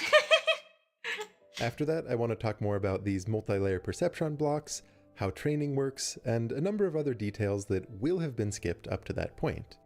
For broader context, these videos are additions to a mini-series about deep learning. And it's okay if you haven't watched the previous ones. I think you can do it out of order. It is multiple videos. But before diving into Transformers there's specifically, so much here. I do think it's worth making sure that we're on the same page about the basic premise and structure of deep learning. At the risk of stating the obvious, this is one approach to machine learning, which describes any model where you're using data to somehow determine how a model behaves. What I mean by that is, let's say you want a function that takes in an image and it produces a label describing it, or our example of predicting the next word given a passage of text, or any other task that seems to require some element of intuition and pattern recognition. We almost take this for granted these days, but the idea with machine learning is that rather than trying to explicitly define a procedure for how to do that task in code, which is what people would have done in the earliest days of AI, instead, you set up a very flexible structure with tunable parameters, like a bunch of knobs and dials, and then, somehow, you use many examples of what the output should look like for a given input to tweak and tune the values of those parameters to mimic this behavior. For example, maybe the simplest form of machine learning is linear regression, where your inputs and your outputs are each single numbers, something like the square footage of a house and its price. And what you want is to find a line of best fit through this data, to predict future house prices. That line is described by two continuous parameters, say the slope and the y-intercept, and the goal of linear regression is to determine those parameters to closely match the data. But this is going to be way more than two parameters, right? That's the biggest thing, is that the linear regression is just the two parameters of slope and y-intercept, but when you have this model that's literally looking at pictures which have, thousands and thousands of pixels, you have so many variables. Needless to say, deep learning models get much more complicated. GPT-3, for example, has not 2, but 175 billion parameters. But here's the thing, it's not a given that you can create some giant model with a huge number of parameters without it either grossly overfitting the training data or being completely intractable to train. Deep learning describes a class of models that in the last couple decades have proven to scale remarkably well. What unifies them is that they all use the same training algorithm. It's called backpropagation. We talked about it in previous chapters. And the context that I want you to have as we go in is that in order for this training algorithm to work well at scale, these models have to follow a certain specific... What these visuals also remind me of is a game of Cat's Cradle. Let's play. Just get a thing of string and we'll play Cat's Cradle. We talked about it in previous chapters. And the context that I want you to have as we go in is that in order for this training algorithm to work well at scale, These models have to follow a certain specific format, and if you know this format going in, it helps to explain many of the choices for how a transformer processes language, which otherwise run the risk of feeling kind of arbitrary. First, whatever kind of model you're making, the input has to be formatted as an array of real numbers. This could simply mean a list of numbers, it could be a two-dimensional array, or very often you deal with higher dimensional arrays, where the general term used is tensor. You often think of that input data as being progressively transformed into many distinct layers, where again, each layer is always structured as some kind of array of real numbers, until you get to a final layer which you consider the output. For example, the final layer in our text processing model is a list of numbers representing the probability distribution for all possible next tokens. In deep learning, these model parameters are almost always referred to as weights, and this is because a key feature of these models is that the only way these parameters interact with the data being processed is through weighted sums. Okay, so this is just linear algebra, right? Because all it is this is a transform matrix that's applying to this vector. That's all it's just normal row by column. Row by column, row by column. Transform matrix applied to a vector. You also sprinkle some nonlinear functions throughout, but they won't depend on parameters. Frick you, I was talking about linear algebra and then you just had to go and derail it. Typically, though, instead of seeing the weighted sums all naked and written out explicitly like this, you'll instead find them packaged together as various components in a matrix vector product. It amounts to saying the same thing. If you think back to how matrix vector multiplication works, each component in the output looks like a weighted sum. It's just often conceptually cleaner for you and me to think about matrices that are filled with tunable parameters that transform vectors that are drawn from the data being processed. For example, those 175 billion weights in GPT-3 are organized into just under 28,000 distinct matrices. Why are there so many? Those matrices in turn fall into 8 different categories, and what you and I are going to do is step through each one of those categories to understand what that type does. As we go through, I think it's kind of fun to reference the specific numbers from GPT-3 to count up exactly where those 175 billion come from. Even if nowadays there are bigger and better models, this one has a certain charm as the first large language model to really capture the world's attention outside of ML communities. Also, practically speaking, companies tend to keep much tighter lips around the specific numbers for more modern networks. I accidentally fast-forwarded again then. But it's really interesting that we have so much information on exactly how these works, including like the 8 different categories. I just want to set the scene going in, that as you peek under the hood to see what happens inside a tool like ChatGPT, almost all of the actual computation looks like matrix vector multiplication. There's a little bit of a risk getting lost in the sea of billions of numbers, but you should draw a very sharp distinction in your mind between the weights of the model, which I'll always color in blue or red, and the data being processed, which I'll always color in gray. The weights are the actual brains. They are the things learned during training, and they determine how it behaves. The data being processed simply encodes whatever specific input is fed into the model for a given run, like an example snippet of text. With all of that as foundation, let's dig into the first step of this text processing example, which is to break up the input into little chunks and turn those chunks into vectors. I mentioned how those chunks are called tokens, which might be pieces of words or punctuation, but every now and then in this chapter, and especially in the next one, I'd like to just pretend that it's broken more cleanly into words. Because we humans think in words, this will just make it much easier to reference little examples and clarify each step. The model has a predefined vocabulary, some list of all possible words, say 50,000 of them. Aardvark. Did you guys know aardwolf is a word? Is aardwolf a word? If you use this word in, like, Hangman, I think you just win. I think you just win. No one is ever guessing aardwolf. And the first matrix that we'll encounter, known as the embedding matrix, has a single column for each one of these words. These columns are what determines what vector each word turns into in that first step. We label it WE, and like all the matrices we see, its values begin random, but they're going to be learned based on data. Turning words into vectors was common practice in machine learning long before transformers, but it's a little weird if you've never seen it before, and it sets the foundation for everything that follows, so let's take a moment to get familiar with it. We often call this embedding a word, which invites you to think of these vectors very geometrically, as points in some high-dimensional space. Visualizing a list of 3 numbers as coordinates for points in 3D space would be no problem, but word embeddings tend to be much higher dimensional. In GPT-3, they have 12,288 dimensions. And as you'll see, it matters to work in a space that has a lot of distinct directions.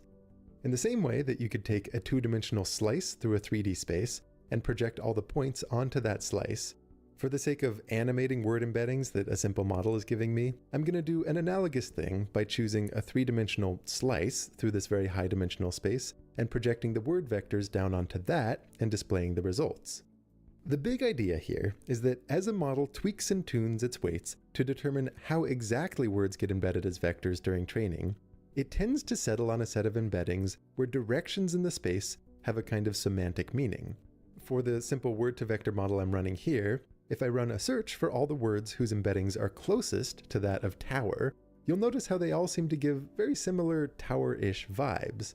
And if you want to pull up some Python and play along at home, this is the specific model that I'm using to make the animations. It's not a transformer, but it's enough to illustrate the idea that directions in the space can carry semantic meaning. A very classic example of this is how if you take the difference between the vectors for woman and man, something you would visualize as a little vector in the space connecting the tip of one to the tip of the other, it's very similar to the difference between king and queen. So let's say you didn't know the word for a female monarch, you could find it by taking king, adding this woman minus man direction, and searching for the embeddings closest to that point. This is super interesting. At least, kind of. Despite this being a classic example, for the model I'm playing with, the true embedding of queen is actually a little farther off than this would suggest, presumably because the way that queen is used in training data is not merely a feminine version of king. When I played around, family relations seem to illustrate the idea much better.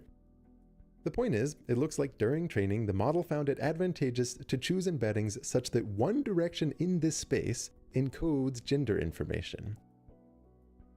Another example is that if you take the embedding of Italy and you subtract the embedding of Germany, and then you add that to the embedding of Hitler, you get something very close to the embedding of Mussolini. This is it's so as if the weird. model learned to associate some directions with Italianness and others with World War II axis I mean, it leaders. makes a ton of sense, Maybe my but it's favorite so example weird. in this vein is how in some models, if you take the difference between Germany and Japan and you add it to sushi, you end up very close to bratwurst.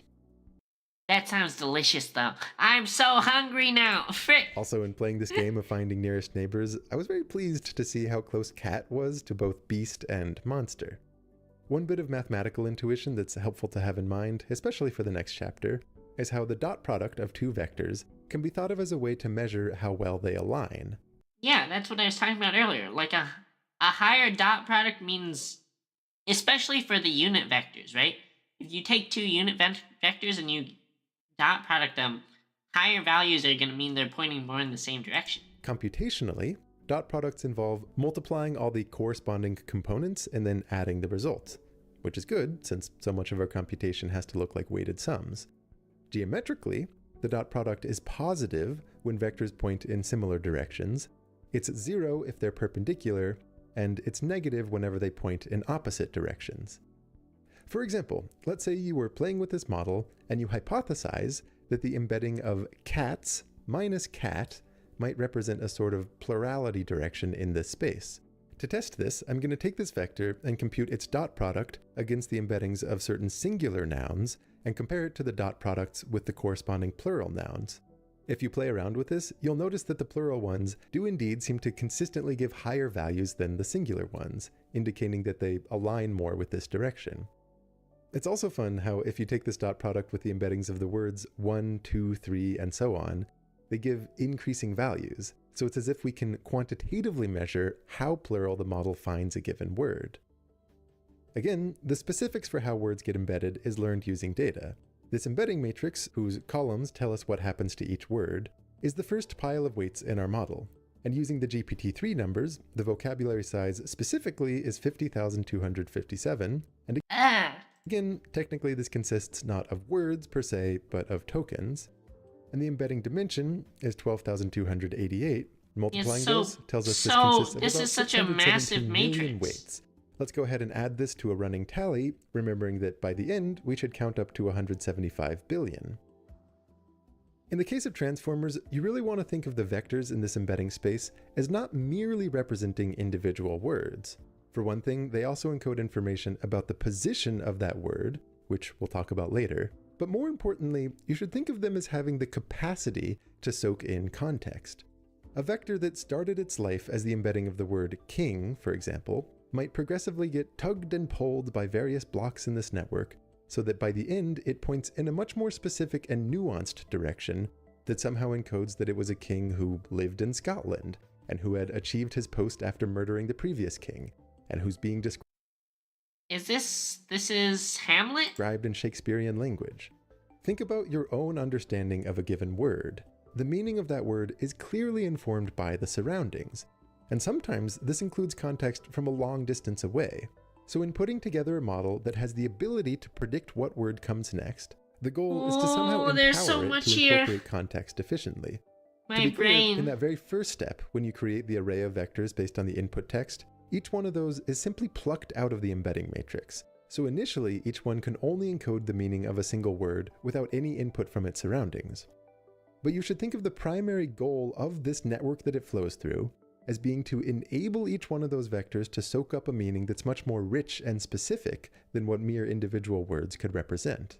The network can only process a fixed number of vectors at a time, known as its context size. For GPT-3, it was trained with a context size of 2048, so the data flowing through the network always looks like this array of 2048 columns, each of which has 12,000 dimensions. This context size limits how much text the transformer can incorporate when it's making a prediction of the next word. This is why long conversations with certain chatbots, like the early versions of ChatGPT, often gave the feeling of the bot kind of losing the thread of conversation as you continued too long. So it just... Things far enough back are just simply outside the scope of what it looks at. We'll go into the details of attention in due time, but skipping ahead, I want to talk for a minute about what happens at the very end. Remember, the desired output is a probability distribution over all tokens that might come next. For example, if the very last word is professor, and the context includes words like Harry Potter, and immediately preceding we see least favorite teacher, and also if you give me some leeway by letting me pretend that tokens simply look like full words, then a well-trained network that had built up knowledge of Harry Potter would presumably assign a high number to the word Snape. This involves two different steps. The first one is to use another matrix that maps the very last vector in that context to a list of 50,000 values, one for each token in the vocabulary. Then there's a function that normalizes this into a probability distribution. It's called softmax, and we'll talk more about it in just a second. But before that, it might seem a little bit weird to only use this last embedding to make a prediction, when after all, in that last step, there are thousands of other vectors in the layer just sitting there. No, but all these vectors affect this final one, right? With their own context-rich meanings. This has to do with the fact that in the training process, it turns out to be much more efficient if you use each one of those vectors in the final layer to simultaneously make a prediction for what would come immediately after it. There's a lot more to be said about training later on, but I just want to call that out right now. This matrix is called the unembedding matrix, and we give it the label WU. Again, like all the weight matrices we see, its entries begin at random, but they are learned during the training process. Keeping score on our total parameter count, this unembedding matrix has one row for each word in the vocabulary, and each row has the same number of elements as the embedding dimension. It's very similar to the embedding matrix, just with the order swapped, so it adds another 617 million parameters to the network, meaning our count so far is a little over 1 billion. A small, but not wholly insignificant fraction of the 175 billion that we'll end up with in total. It's As so the very much. last mini lesson for this chapter, I want to talk more about the softmax function, since it makes another appearance for us once we dive into the attention blocks. The idea is that if you want a sequence of numbers to act as a probability distribution, say a distribution over all possible next words, then each value has to be between 0 and 1, and you also need all of them to add up to 1. However, if you're playing the deep learning game, where everything you do looks like matrix vector multiplication, the outputs that you get by default don't abide by this at all. The values are often negative or much bigger than 1, and they almost certainly don't add up to 1. Softmax is the standard way to turn an arbitrary list of numbers into a valid distribution in such a way that the largest values end up closest to 1, and the smaller values end up very close to 0. That's all you really need to know. But if you're curious, the way that it works is to first raise e to the power of each of the numbers, which means you now have a list of positive values, and then you can take the sum of all those positive values and divide each term by that sum, which normalizes it into a list that adds up to 1. You'll notice that if one of the numbers in the input is meaningfully bigger than the rest, then in the output, the corresponding term dominates the distribution. So if you were sampling from it, you'd almost certainly just be picking the maximizing input. But it's softer than just picking the max, in the sense that when other values are similarly large, they also get meaningful weight in the distribution, and everything changes continuously as you continuously vary the inputs.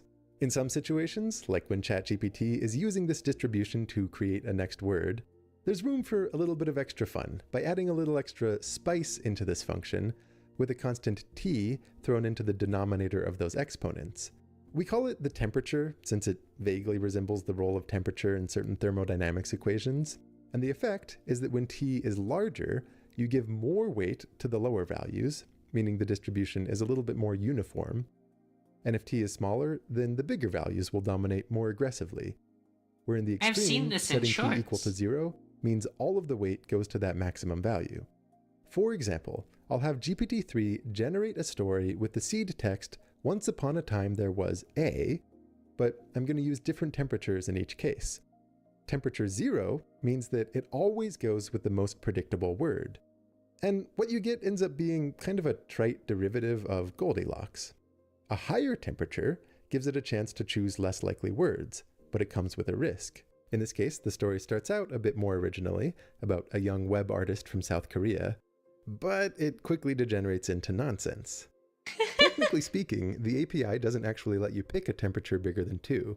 There is no mathematical reason for this. It's just an arbitrary constraint imposed, I suppose, to keep their tool from being seen generating things that are too nonsensical. So if you're curious, the way this animation is actually working is I'm taking the 20 most probable next tokens that GPT-3 generates, which seems to be the maximum they'll give me, and then I tweak the probabilities based on an exponent of 1/5.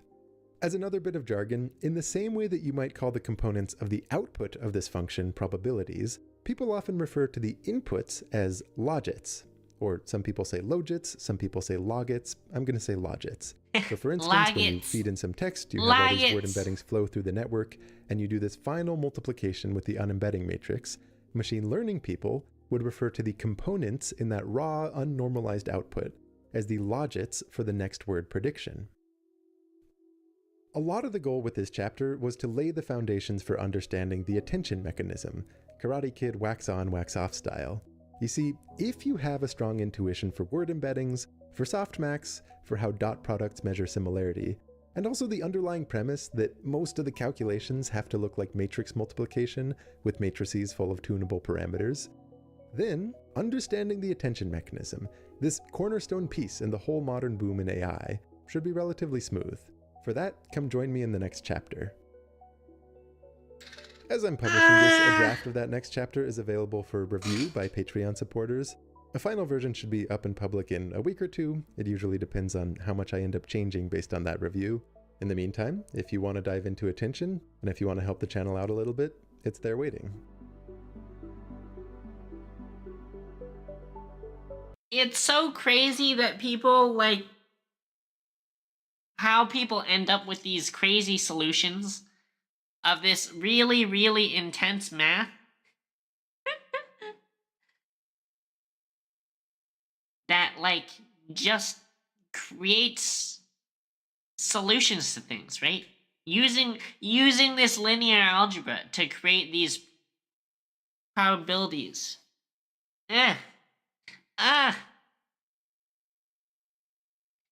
I am always astonished with how smart some people are. Couldn't be me. Couldn't be me. But all this thinking is me freaking... My brain is toast. My brain is toast. And I am also super hungry now. So I think I'm gonna call it a night for the stream. Thank you guys for watching. Thank you for hanging out. I hope you had a good time. I hope you had a good Valentine's Day. I'll probably be back tomorrow to stream more. Who knows what we'll do tomorrow? I don't know. I didn't even know what we were gonna do today. But probably tomorrow. And until then, have a good night. Have a good day tomorrow. Goodbye. Goodbye. I'll see you guys next time. Bye bye. Good night.